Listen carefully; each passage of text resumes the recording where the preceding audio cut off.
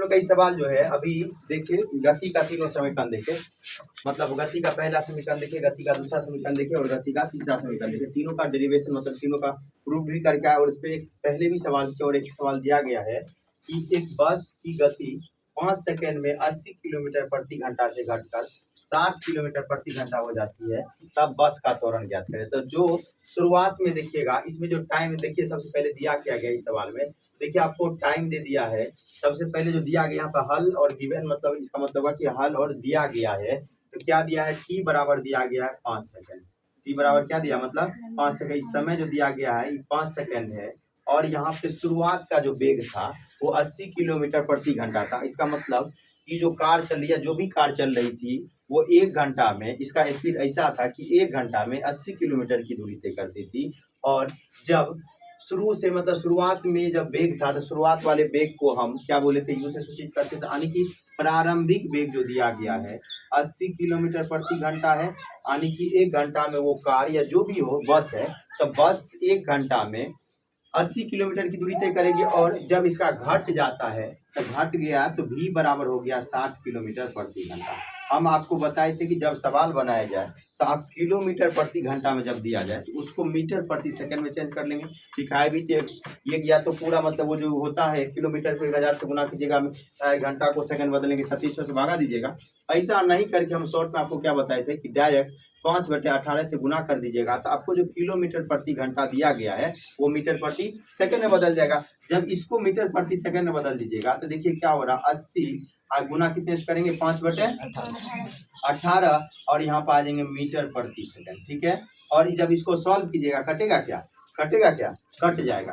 या नहीं तो एक बात और कर सकते हैं, क्या कर सकते हैं, अगर अभी नहीं चेंज कर रहे हैं, लास्ट में जो आंसर आएगा उसको चेंज कर दीजिएगा तो आ जाएगा। नहीं तो ऐसे ही कर दिए तो काट दीजिए, काटिए 2 से काटिए, कितना कर जाएगा, ये हो जाएगा 40, ये हो जाएगा 9, और कटेगा क्या, नहीं कटेगा। अब जब इसको सॉल्व कीजिएगा कितना आएगा, 200/9 मीटर प्रति सेकंड। यानी कि हम जो है कि जो किलोमीटर प्रति घंटा दिया गया था हम उसको मीटर प्रति सेकंड में बदल दिए। यहाँ तक कोई दिक्कत नहीं। अब इसको शॉर्ट तरीका बताए थे या पूरा पहले भी हम आपको बताए कि कैसे आता है। अब हम या तो अगर ज्यादा लंबा में चलते आप लोग तो किलोमीटर को, ये पता है ना कि 1 किलोमीटर बराबर जो होता है 1000 मीटर होता है, तो इसको किलोमीटर को मीटर में बदल देते थे, 1000 से गुना कर देते। 1 घंटा जो है तो 1 घंटा में कितने सेकंड होते हैं, 3600 सेकंड। उससे जब भागा करते, सॉल्व करते तो ये आता छोटा रूप। इसलिए हम बोले कि आप डायरेक्ट इसका फॉर्मूला का यूज कर लेंगे जब किलोमीटर प्रति घंटा दिया जाए मीटर प्रति सेकंड बदलने के लिए, तो 5/18 से डायरेक्ट गुना कर दीजिएगा। ठीक उसी तरीका से जब आइए ई वाला जो दिया गया तो इसको भी चेंज कर लीजिए आप लोग, तो चेंज कीजिएगा तो 5/18 से जब इसको कीजिएगा तो आ जाएगा मीटर प्रति सेकंड में।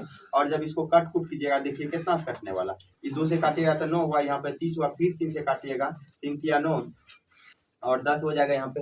ठीक है, यहाँ तक। और कटने वाला है क्या, अब तो नहीं कटने वाला, अब नहीं कटने वाला कि 10/50 मीटर प्रति सेकंड। यानी कि अब मेरा जो शुरुआत का वेग और अंतिम का वेग जो आया है वो आ गया 50 मीटर प्रति, और यहाँ पे कितना आ गया 10/50। अब तो नहीं कटने वाले, ये ओ सॉरी यहाँ पे 3 भी बचा हुआ है, 50 10/50 और नीचे 3 भी है तो मीटर प्रति सेकंड आ गया। अब क्या करेंगे, हम जानते हैं, आपको त्वरण का फॉर्मूला पता है, तो गति के प्रथम समीकरण से हम आपको बताए थे कि त्वरण का जो वैल्यू आता है ए बराबर, यहाँ पे लिख सकते हैं कि हम जानते हैं कि गति के पहला समीकरण से, गति के प्रथम समीकरण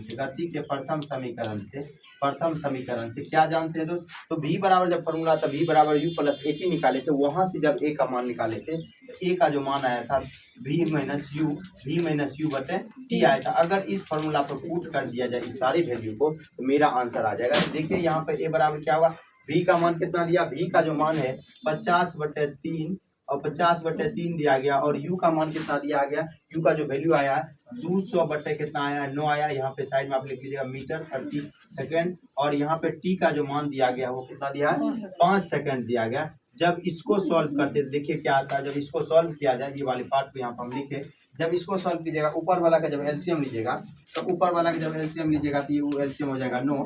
अब 3 से भागा दीजिएगा तो 3 3 जा 9, मतलब 3 किया 9, 3 से भागा दिया 3 आया, उसमें जब गुना कर दीजिएगा यहाँ हो गया 5 या 15, मतलब 150 आ गया, और 150 यहाँ पे -200 होगा और यहाँ पे मीटर प्रति सेकंड आएगा, और यहाँ से तो गुना ही हो जाएगा, ये है नीचे। अगर इसको पलटाइएगा तो 1/5 आएगा, ये 5 भी यहीं पर आ जाएगा, और यहाँ पे 1 सेकंड और आ जाएगा, यहाँ पे 1 सेकंड और हो जाएगा। जब इसको सॉल्व किया जाए, देखिए 150 में से 200 गया तो क्या बचेगा -50। क्या बचेगा -50 और बटे 45 और यहाँ पे मीटर प्रति सेकंड स्क्वायर आ गया। और अब बात ध्यान में रखे ये बात कि जब हम बताए थे त्वरण का मान माइनस में आता तो उसी को मंदन बोलते हैं, इंग्लिश में उसी को रिटार्डेशन बोलते हैं। कहने का मतलब कि शुरुआत में वेग जो था उसका ज्यादा था और लास्ट में जो था अंतिम वेग जो था कम था, इसीलिए देखिए यहाँ पर माइनस में आ रहा। अब इसको और सॉल्व कीजिएगा, 5 से कट रहा है, काट दीजिए, 5 से काटिएगा कितना होगा 9 × 45 और फिर यहाँ 10 × 50 हो गया। अब तो कटने वाला नहीं है। जब इसको सॉल्व कीजिएगा तो इसका जो आंसर आएगा 10/9 मीटर प्रति सेकंड स्क्वायर, आपका यही आंसर हो गया। ठीक है, यहाँ तक सॉल्व किया जाए, लिखा जाए, लिख लीजिए।